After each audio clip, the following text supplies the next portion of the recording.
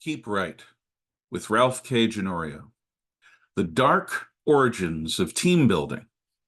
An escapee from the living hell that is the Communist People's Republic of China once said, in China, they hold big meetings to decide small issues, small meetings to decide big issues, and for the most important issues, they hold no meetings at all. Many of us have been compelled to attend workplace training sessions where sham collaboration is used to manipulate employees into coming up with the company's pre-approved solutions to previously identified problems. Instead of simply stating that it will now be company policy to do this or prioritize that, managers force staff to engage in a caricature of collaboration so that employees will take ownership of their new policy. These cringe-worthy events are excruciatingly tedious. Within the first few moments, any participant worth their salt understands precisely what new mandatory missions and visions are about to be foisted on them. Then, for the rest of the session, however long it may be, everyone participates in a complex dance in order to seemingly spontaneously and collectively innovate whatever objective was selected by the decision makers long before the seminar began. Except for the consultants, who are well compensated for choreographing such comic opera, I have never met anyone who relishes spending time engaged in such team-building activities. Anyone, that is, except for those who crave to master such deft manipulations in pursuit of their own ambitions. Despite their unpopularity, such seminars have come to dominate the corporate cultures within academe, big business, K through 12 schools, government bureaucracies, and even the military. These techniques of top-down directives masquerading as bottom-up initiatives have a startling origin. They come from the self-criticism processes developed and perfected by Mao Tse-Tung in the mid-1930s during the Chinese Communist Party's Long March.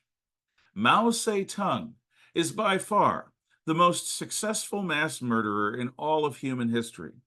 Directly or indirectly, he caused the premature deaths of between 60 and 120 million Chinese people.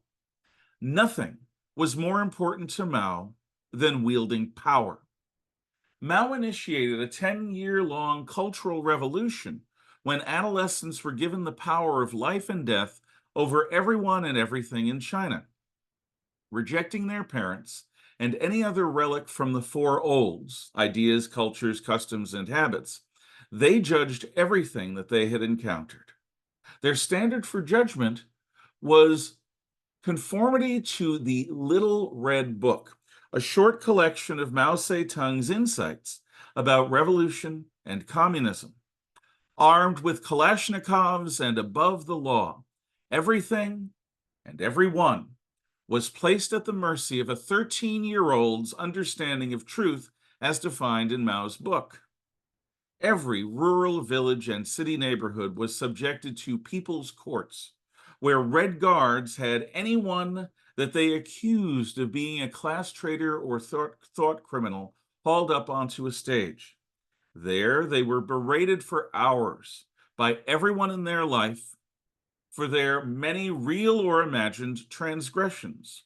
Surrounded by dozens of furiously shouting family, neighbors, and colleagues, each accused person would eventually break down and publicly confess their guilt, regardless of any actual guilt or innocence. Wearing a dunce cap listing their crimes, often written in their own handwriting, this ordeal would culminate in their sentencing. The work of these barely pubescent Red Guards and their people's courts were assisted and perpetuated by networks of locals. Block mothers conducted regular surprise inspections of their neighbors' homes. Children spied on their parents and relatives. This was all made possible by Mao's system of self-criticism. Every Communist Party member of any age and at every level of responsibility was required to participate. No one was exempt, no one, of course, except for Mao Tse-Tung himself. Even Premier Chou En-lai, the head of China's government and the second most powerful man in the People's Republic, had to undergo the weekly ritual of submitting a diary of self-criticism to his superior. In Chow's case, Chairman Mao would read in Chow's own words how, through action or inaction, he had betrayed the revolution in thought, word, and deed over the past 7 days. Every man, woman, and child affiliated with China's Communist Party would do the same each week. Such self-criticism was mandatory in a China where the merest deficit in lockstep conformity could result in being sentenced to forced labor, re-education, or execution. At will, any party member could be blackmailed by their superiors. Self-criticism was a basis for Mao's unshakable power over the Chinese Communist Party because everyone had already admitted their guilt. Thankfully, the perdition that was Maoist China is worlds apart from fashionable contemporary corporate training seminars, which create an illusion of mutuality. However, if it seems soul-killing to be coerced into engaging in inane and insincere interactions and false collaborations, this dark origin is one reason why.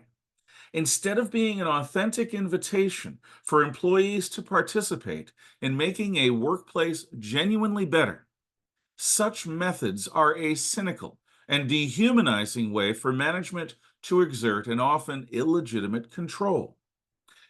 Effective managers care about job performance. They are meritocratic. Weak managers fear dissent and so suppress creativity and spontaneity. Masquerading as collaboration, these false methods comfort weak managers by making employees become complicit in their own subjugation.